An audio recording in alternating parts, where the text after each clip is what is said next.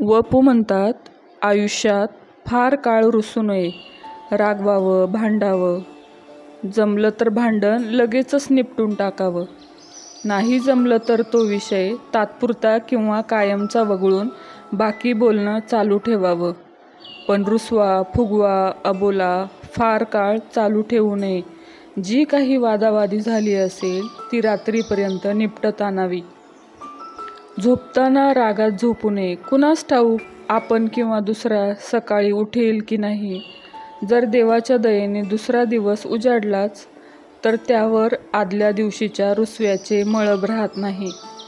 पण रुसून झोपलो तर झोप व्यवस्थित होते असं नाही आणि शरीराला आराम मिळाला तरी झोपेतून उठल्यावर मन अप्रसन्न राहते.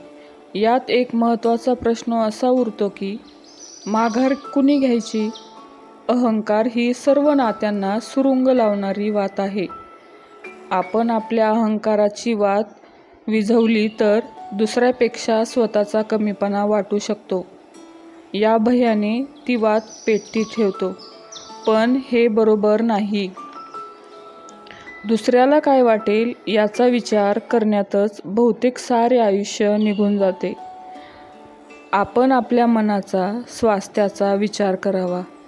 अहंकाराची वात विझवण्याची मजा ज्याला कळली तो मोक्षाच्या कर्तृत्वाची आणखी एक पायरी चढला.